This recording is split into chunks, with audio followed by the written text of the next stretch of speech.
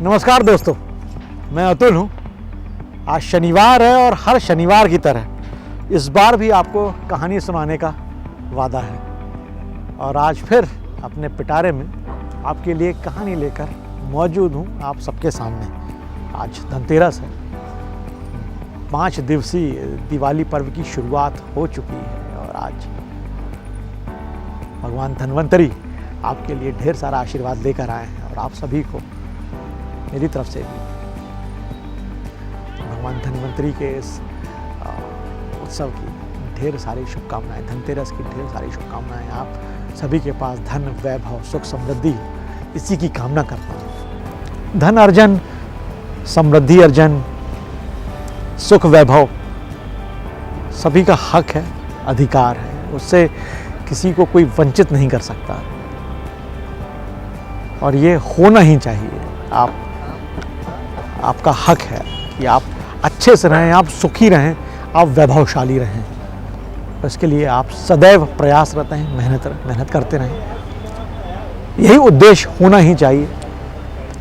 कर्तव्य भी है और अधिकार भी है।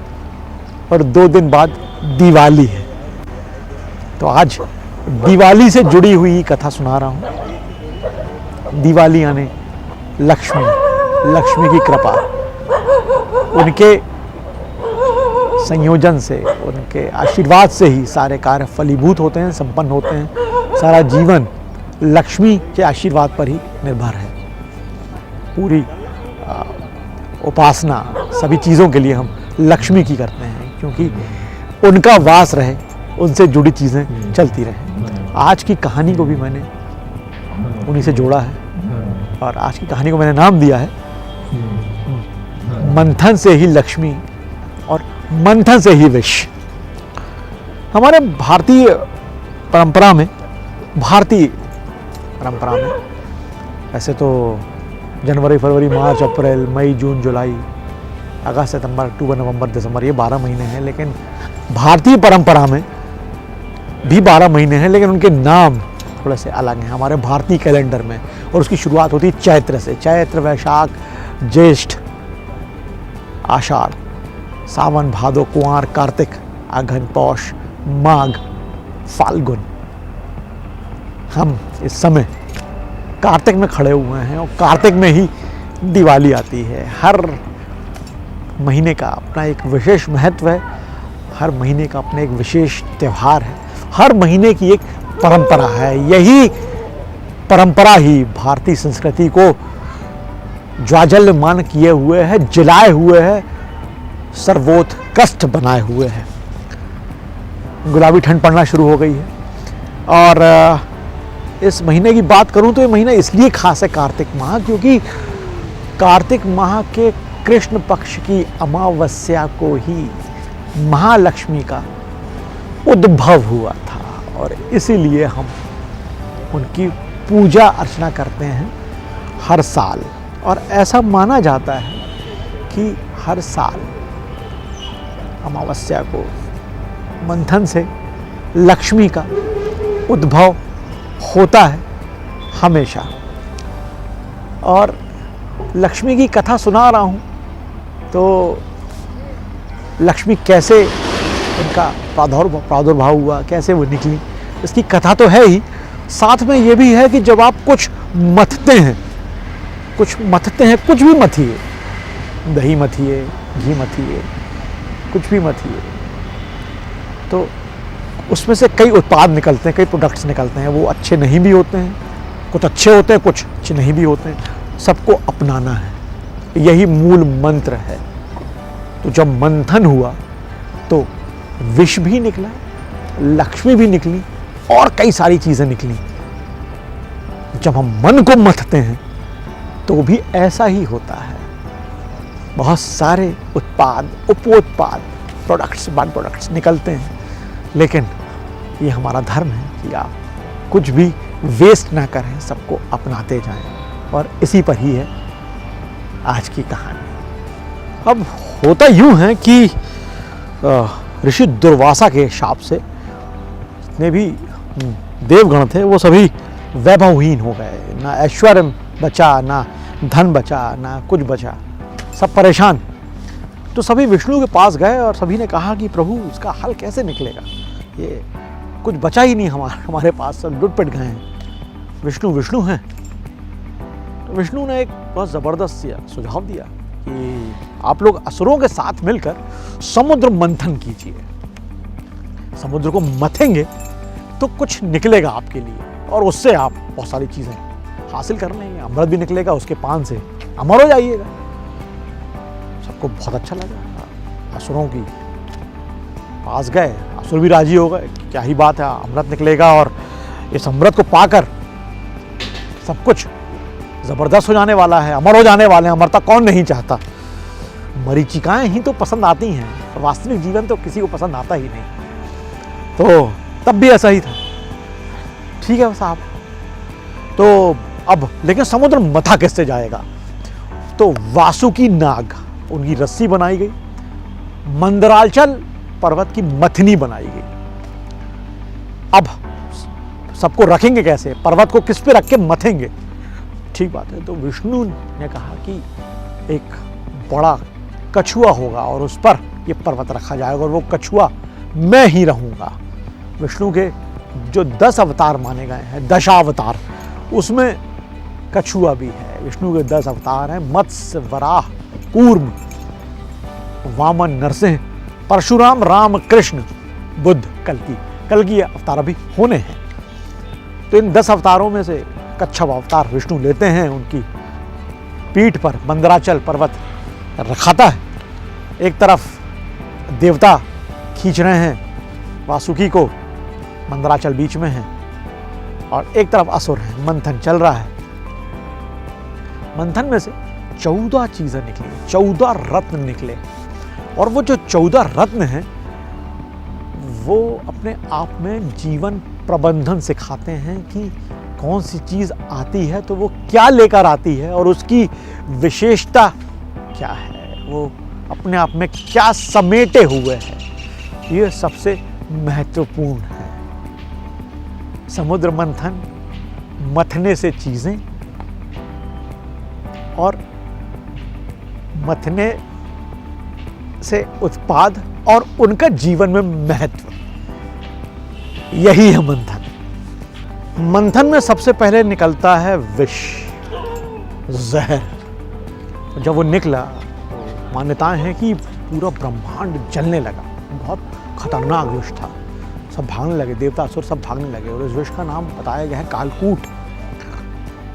तो विष सब जलने लगे, आखिर क्या करें, तो सबने पुकार लगाई, हे मां। एक ही को पुकार लगा सकते थे और वो थे देवाधिदेव महादेव की प्रभु रक्षा कीजिए। और जो महादेव आते हैं और वो विष पी जाते हैं। महादेव होना आसान नहीं है, वो सिर्फ महादेव ही कर सकते हैं। वो विष पीते हैं और उसे भी अपने गले में रोक लेते हैं, वो है महादेव। विष निकलना बताता है कि मंथन में सबसे पहले बुरे विचार आते हैं, सबसे पहले बुरी चीजें आती हैं, सबसे पहले नेगेटिविटी आती है। आपको इसे नेगेटिविटी को हटाना नहीं है, सही जगह पर रखना है, ताकि वो आपको बताती रहे कि इससे डरने की जरूरत नहीं है, इसे भी संजोना है, लेकिन सही जगह। नेगेटिविटी का भी अपना महत्व है। दूसरा रत्न निकला कामधेनु।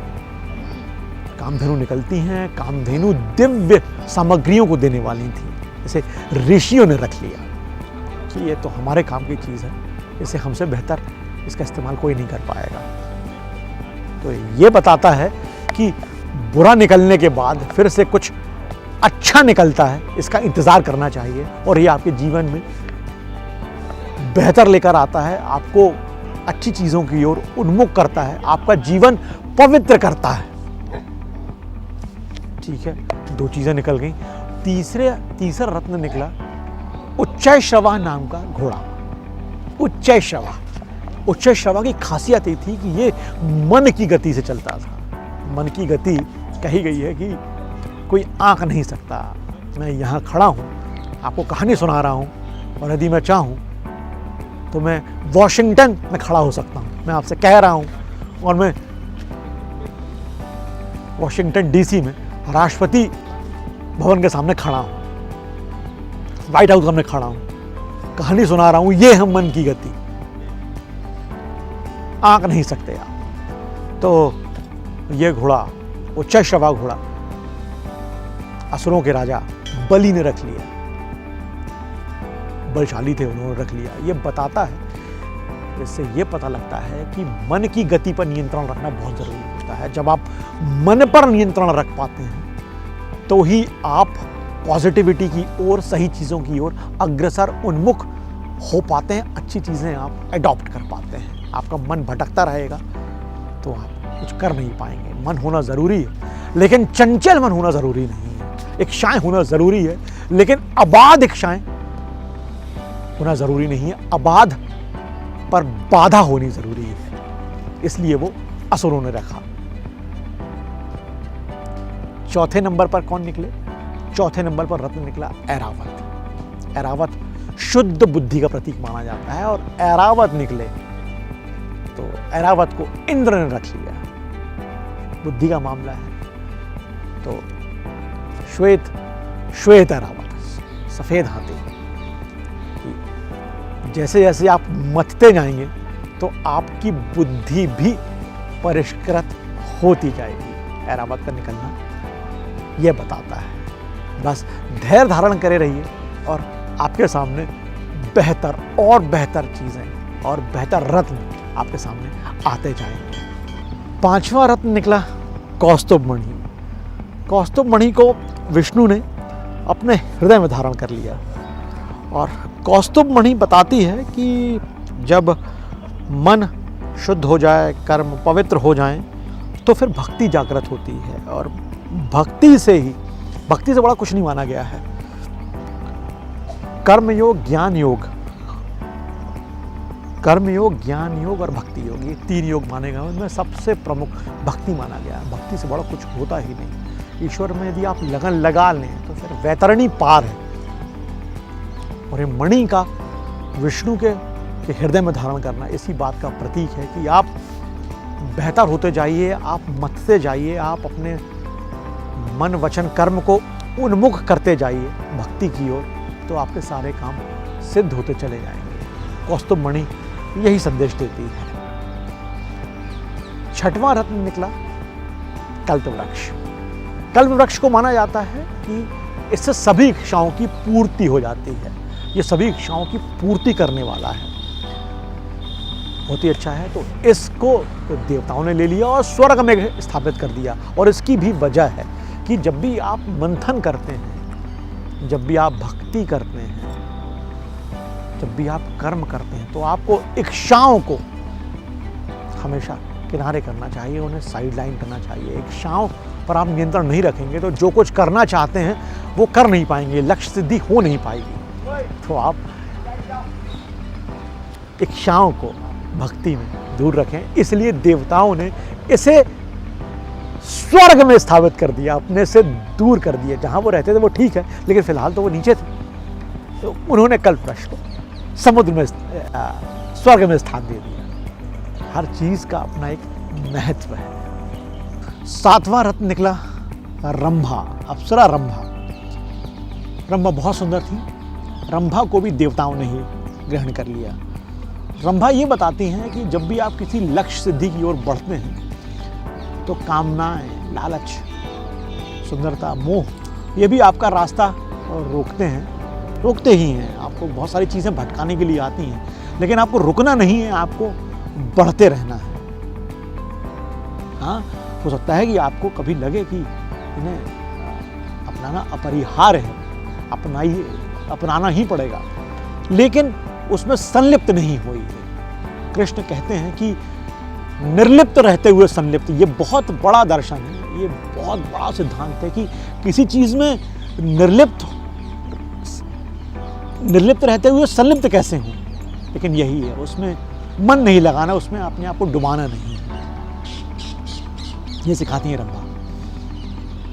8वीं सबसे महत्वपूर्ण, जिनके लिए पूरा कायनात, पूरी सृष्टि जिनकी आराधना में जुटी हुई है, और वो थी महालक्ष्मी। 8वां रत्न महालक्ष्मी निकला। और महालक्ष्मी का वर्ण विष्णु कर लेते हैं, भगवान विष्णु कर लेते हैं। वो विष्णु के वाम अक्ष में, वाम भाग में विराजमान हो जाती हैं, विष्णु की पत्नी बन जाती हैं। और लक्ष्मी का विष्णु को वर्ण करना ये सिखाता है कि लक्ष्मी उन्हीं की होती है जो कर्म प्रधान होते हैं, जो कर्म पर बल देते हैं, जिनका पूरा जीवन, इनका जीवन कर्म पर होता है। हम सभी कोई सैलरीड होते हैं, कोई बिजनेस करते हैं, कोई कुछ भी करते हैं, पैसा कमाते हैं, धनोपार्जन करते हैं, जो कुछ भी करते हैं पैसा तभी आता है जब हम कर्म की ओर उन्मुख होते हैं। बैठे आदमी को थोड़ी पैसे मिलते हैं, मिल ही नहीं सकते। आप किसी को सलाह भी देते हैं तो वो सलाह भी विचारों से ही आती, तो भी वो कर्म ही हुआ। कर्म सबसे प्रमुख है। विष्णु इसके सबसे बड़े उदाहरण देते हैं, उससे अच्छा कोई उदाहरण है ही नहीं। विष्णु के 10 अवतार लेकर वो खुद ईश्वर 10 अवतार लेकर धरती पर आता है और तमाम शिक्षाएं देता है और लोगों को धर्म की ओर, लोगों को अच्छे कामों की ओर उन्मुख करता है। इससे बड़ा कर्म का सिद्धांत कोई और होगा नहीं। वो धरती पर आकर कर्मण्येवाधिकारस्ते मा फलेषु कदाचन का प्रतिपादन करते हैं, वो विष्णु है। उनसे बड़ा कर्म योगी तो कोई हुआ ही नहीं। इसलिए लक्ष्मी उनकी है। कर्म करते जाइए, लक्ष्मी पाते जाइए, यही सिद्धांत है। 9वें नंबर पर भी एक रत्न निकला और रत्न था वारुणी देवी। तो देवी हैं और वारुणी देवी को, वारुणी नशे की देवी है, मदिरा कहने हैं आप। और इसे असुरों ने ग्रहण किया। उन्हें लगा कि हमारे काम की चीज़ है, उन्हें ग्रहण किया। और इससे शिक्षा मिलती है कि जो जिस रूप का होता है, जिसकी दरकार ज़्यादा होती है, वो उसी की तरफ उन्मुख हो जाता है। वारुणी देवी को असुरों ने ग्रहण किया और उसी में मद में चूर रहने लगे, ग्रहण किया था। मंथन में ये चीज़ें मिलती हैं और आपको तय करना पड़ेगा कि आप किन के लिए बने हैं। ये सबसे महत्वपूर्ण है। इसके बाद 10वें नंबर पर निकलते हैं। जो 10वें नंबर के रत्न थे वो थे चंद्रमा। चंद्रमा को शिव ग्रहण कर लेते हैं अपने मस्तक पर। शिव ने चंद्रमा को ग्रहण किया हुआ है, गाया हुआ है। चंद्रमा शीतलता देते हैं और चंद्रमा ये बताते हैं, चंद्रमा का निकलना ये भाषित करता है कि जब विकार दूर हो जाते हैं तो शीतलता आ जाती है। जैसे जैसे विकार दूर होते जाएंगे आपके मन में शीतलता आती जाएगी। चंद्रमा इसी के प्रतीक है। और शीतलता तभी आती है जब आप बहुत अग्नि का पहले ही सेवन कर चुके हों या उस अग्नि की तपिश झेल चुके हों। शिव ने वो अग्नि अंदर समाई हुई थी कि जिसका विश्व में जिसको लेने के लिए कोई तैयार ही नहीं था। विकराल जहर, कालकूट, विष, उसके बाद उन्हें ही वो शीतलता मिलती है। तो जो विष की हाइट पर था उसे ही शीतलता मिली। यही होता भी। इसके बाद जो 11वां रत्न निकला वो था पारिजात वृक्ष। पारिजात वृक्ष को लेकर कहा जाता है कि इसको छूने मात्र से शरीर की सारी थकान मिट जाती है और इसे भी देवताओं ने ही अपने पास रखा। और इससे ये मिलता है कि जैसे जैसे विकार दूर होते जाते हैं वैसे वैसे मन में शीतलता आती जाती है और वैसे वैसे ही आप शांत होते जाते हैं। चित्त आपका, मन आपका शांत होता चला जाता है। हर रत्न आपको एक नई सीख और एक नया विचार देकर जाता है। 12वां रत्न निकला पांचजन्य शंख। बहुत ही जबरदस्त लगता है मुझे पांचजन्य नाम। पांचजन्य शंख विष्णु ने लिया, शंख है और पांचजन्य शंख, पांचजन्य ये विजय का प्रतीक है। कृष्ण स्वयं इसे बजाते कृष्ण हैं। महाभारत में कृष्ण ने जो शंख फूंका है वो पांचजन्य ही है, विजय का प्रतीक है। और ये बताता है कि जैसे जैसे आप मथने की क्रिया, चाहे समुद्र हो चाहे मन हो, क्रिया, इस क्रिया में आप अंत की ओर बढ़ने लगते हैं तो विजय श्री का वर्णन करने लगते हैं। थकान दूर हो चुकी है, जलन दूर हो चुकी है, मन स्थिर हो चुका है, आप विजय श्री का वर्णन करने ही वाले हैं, ये बताता है। और ये स्वयं विष्णु ने यानी भगवान कृष्ण ने पांचजन अपने पास रखा, उन्हें ही मिला। जैसी जिसकी योग्यता, जैसा जिसका कद, उसके पास वही शक्ति, उसके पास वैसा ही रत्न। 13वां 14वां रत्न एक ही है। हम मथने की प्रक्रिया में अंतिम में पहुंच चुके हैं और इस समय अंतिम रत्न अंतिम में प्रकट होते हैं स्वयं भगवान धन्वंतरी अमृत कलश लेकर, और वो बताते हैं, वो ये समझाते हैं, वो ये दिखाते हैं। ये मंथन का आखिरी चरण है। आप अपने लक्ष्य की ओर पहुंच चुके हैं, आपका लक्ष्य सिद्ध हो चुका है, आप अमृत की प्राप्ति कर चुके हैं। सारे विकार धुल चुके हैं, सारे विकार अंतस्थल में समा चुके हैं। आपके पास सिर्फ और सिर्फ विजय है। अमृत पान करें। अब आपने जो लक्ष्य सिद्ध किया है उसका उपभोग करें, वो आप ही के लिए है। सारे के सारे रत्न अपने आप में अमूल्य हैं, बस मेहनत आपको करनी है, उस दिशा में आपको बढ़ना है। बस यही थी आज की कहानी। दोस्तों, हम सभी सुख, संपत्ति, यश, वैभव, कीर्ति, शोहरत, अच्छी हेल्थ, ये सब पाना चाहते हैं। हम अच्छे दिखना चाहते हैं, हम अच्छे होना चाहते हैं। लेकिन ऐसा हो कैसे पाता है? ऐसा हो कैसे पाएगा? ये कैसे संभव होगा? ये सिर्फ एक चीज़ संभव हो सकता है, इतनी मेरी समझ है, जितना मैं समझ पाता हूँ, और ये है सिर्फ अथक मेहनत।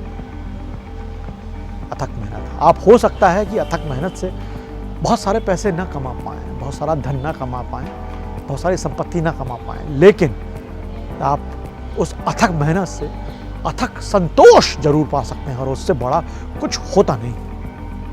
रात में आपको अच्छी नींद आ जाए, इट्स अ गुड इनफ। यकीन मानिए, इट्स अ गुड इनफ। आप अच्छे दिखना चाहते हैं, हर आदमी की ख्वाहिश है कि मैं अच्छा दिखूं, मेरी काया सुडौल रहे, मैं सुगठित रहूं। रंग रूप तो ईश्वर का दिया हुआ है, लेकिन मैं एक अच्छे सांचे में रहूं। लेकिन क्या ये देखने, ये सोचने भर से हो जाएगा? नहीं, इसके लिए आपको फिजिकल करना पड़ेगा, किसी को भी। यकीन मानिए, खुद ईश्वर भी, जो जिन्होंने अवतार लिया, वो भी दमखम दिखाया है उन्होंने अपनी काया के लिए, तब वो आपको अच्छे लगे। शॉर्टकट किसी चीज का नहीं होता। हर चीज के लिए आपको वही रास्ता ही चुनना पड़ेगा जो उसका रास्ता तय किया गया है। जिन्हें हम ईश्वर मानते हैं, राम कृष्ण, हमारे आराध्य, हमारे पूजनीय, हमारे पितृ पुरुष, हमारे ईश्वर, उन्होंने भी कोई शॉर्टकट लिया नहीं। हर चीज अर्जित की और भगवत तक हासिल कर लिया। यकीन मानिए, यकीन मानिए, अथक मेहनत करते जाइए तो उत्तर ऊंचाई मिलती जाएगी, और दुनिया मुट्ठी में कर लेंगे। ज्यादा ज्ञानवाणी हो गई हो तो माफी चाहता हूँ। अगले शनिवार शाम 6 बजे फिर एक नई कहानी के साथ आपके सामने आऊँगा।